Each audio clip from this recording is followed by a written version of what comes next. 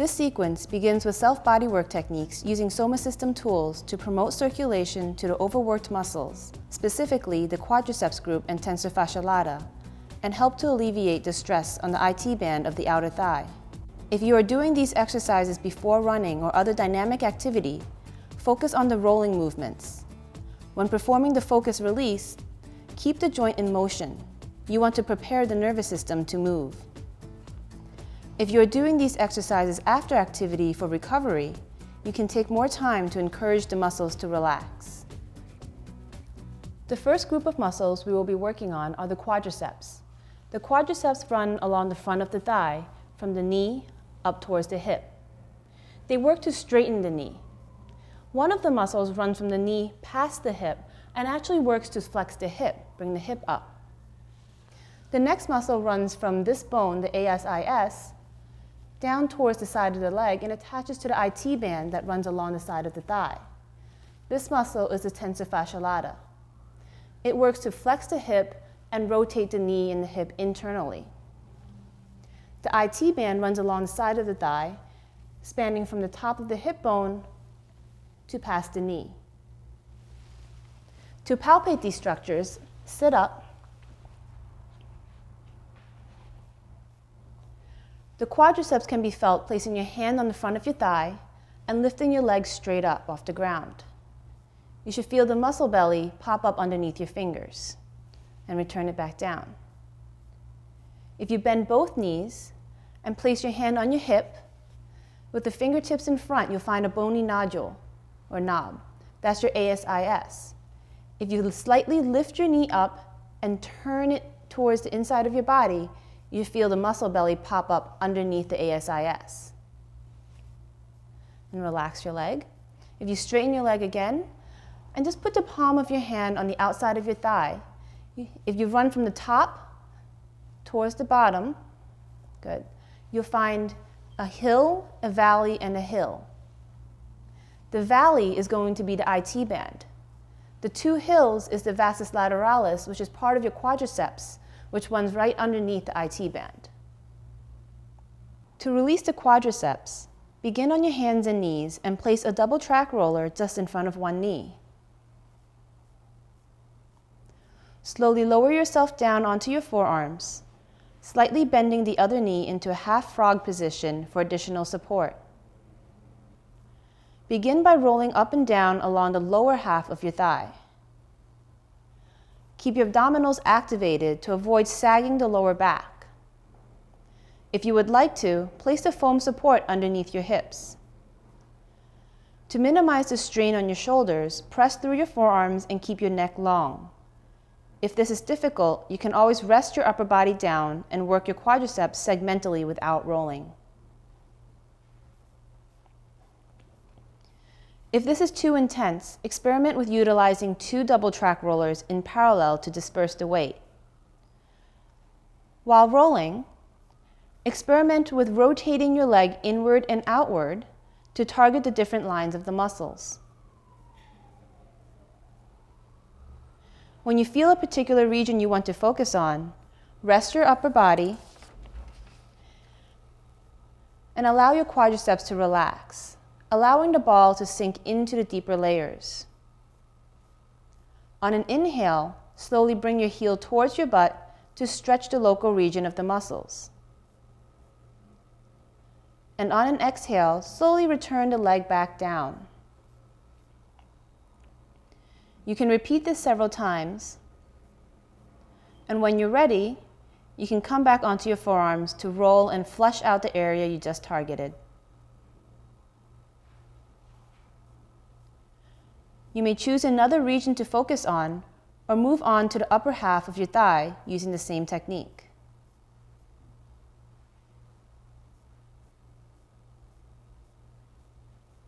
And repeat on the other side.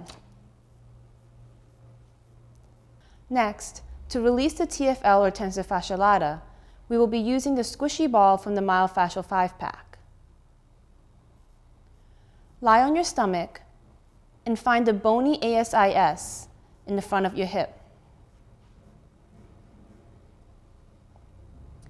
Place the squishy ball from the Myofascial 5-pack approximately 1 inch below and to the outside of the ASIS.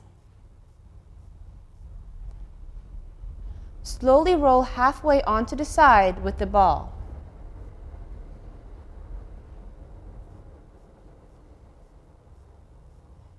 You can moderate the pressure depending on how much you roll onto the ball. This area is often quite intense. You can also experiment with using the big orange, which you can inflate or deflate to moderate the intensity. Maintain the pressure. Make sure that you're still breathing naturally, allowing the muscles underneath the ball to relax and melt around the ball, letting it sink deeper in. If you want to increase the intensity, you can try flossing and stretching the tissues under the ball by extending and lifting the leg, or rising up onto your forearms with your abdominals active. For both of these movements, maintain pressure on the ball and avoid arching the lower back. The final technique targets the IT band and vastus lateralis, the outer quadriceps muscle that lies underneath the IT band. First, let's identify the greater trochanter. Place your hand on the outside of your hip and rotate your knee inwards and outwards. You should feel a bone rolling underneath your fingers. This is your greater trochanter. Position 2 double track rollers in parallel underneath your hips below this position. Lower your leg onto the balls and support yourself on your forearm. Bend the other leg either in front or behind to support your weight. Press down into your forearm and using the foot for support, roll up and down the upper half of your outer thigh. If this is too intense, place a slightly deflated big orange underneath your hip to decrease the amount of pressure. When you feel a particular region you want to focus on, rest your upper body down and try to allow your quadriceps to relax, allowing the ball to sink into the deeper layers. Support your head on your arm, a pillow, or foam support. You can remain here or add a stretch to the technique. On an inhale, slowly bring your heel towards your butt to stretch the local region of the muscles. And on an exhale, slowly straighten the leg again. You can repeat this several times, and then come back up onto your forearms to roll and flush out the area you just worked.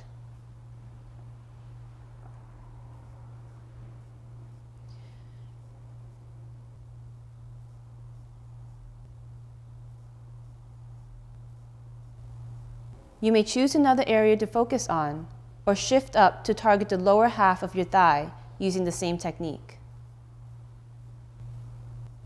If rolling is uncomfortable or too intense, you can just gradually work your way down along your outer thigh with your upper body relaxed on the ground.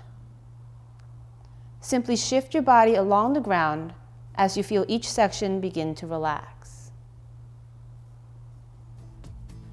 Now that we have released some of the trigger points and knots and restored circulation to these tight muscles, we can stretch them out and return them to their proper lengths.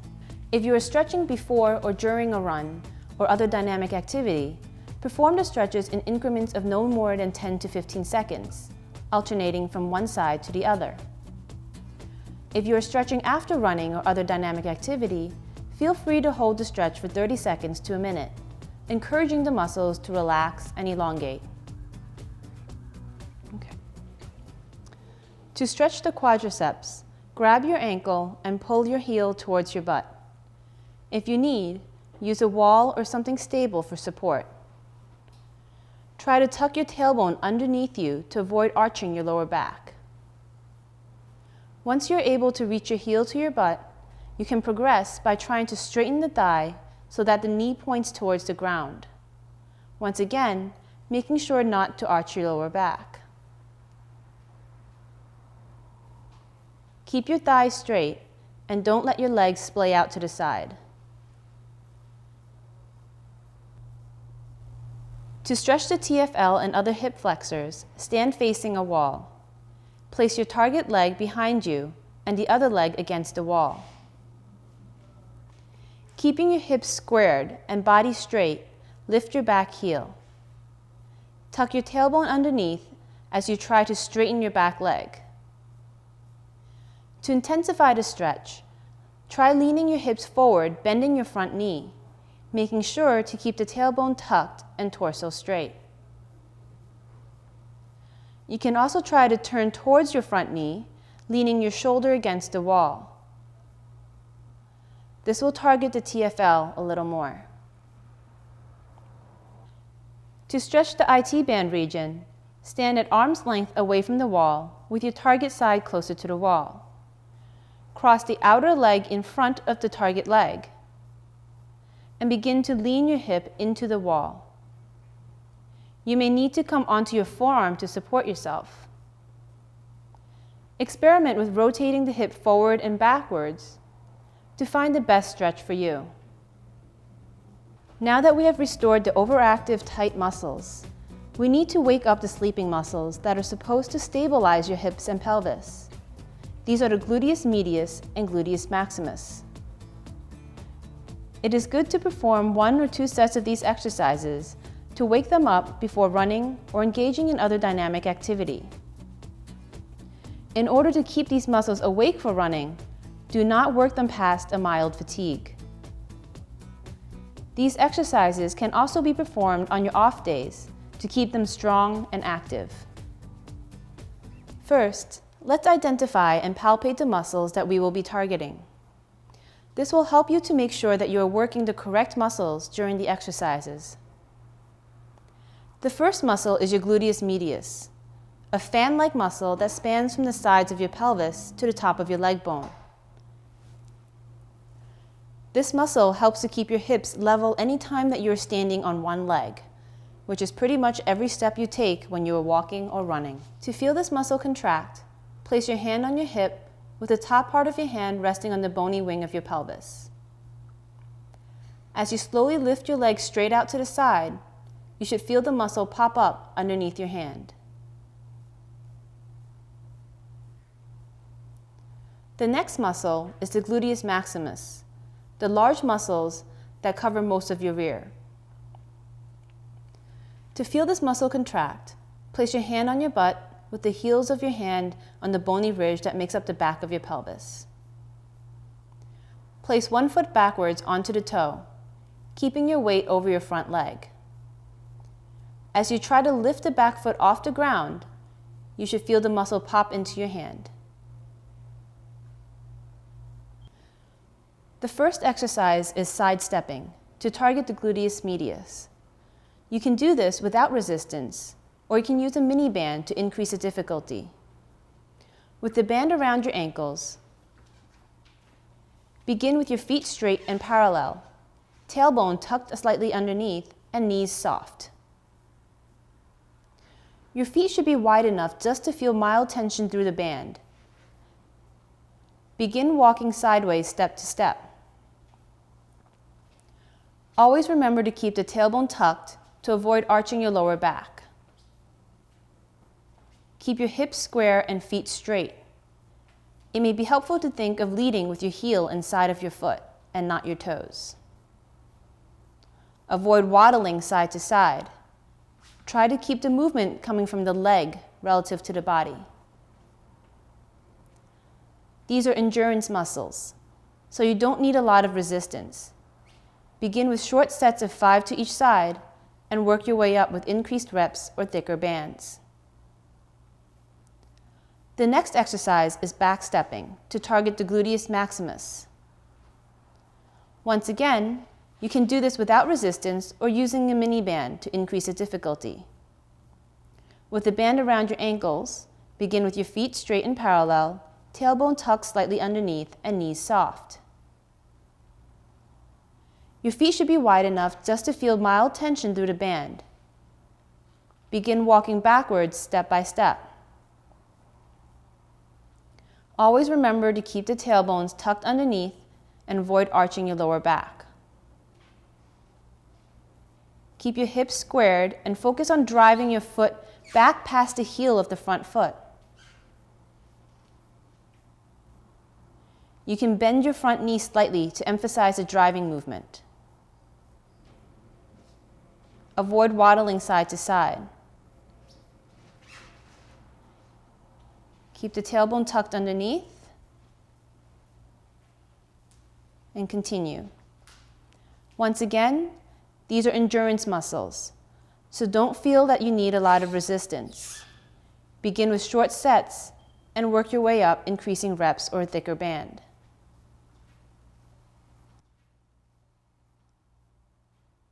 The last exercise is single leg crossovers. This emphasizes balance, which is very important for walking and running, since 80 to 100% of it is on one leg and on changing terrains. Stand on one leg, keeping your hips squared and knees soft. Once you have established your balance, begin crossing the other leg in front and then in back of the balancing leg.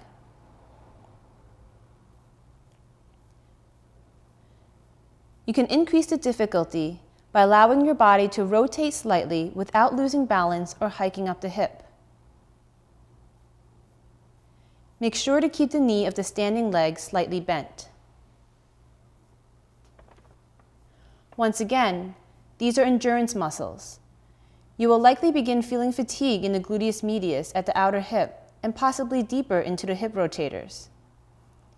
Begin with 5 to 10 crosses and work your way up. You can also challenge yourself with your eyes closed or on unstable surfaces.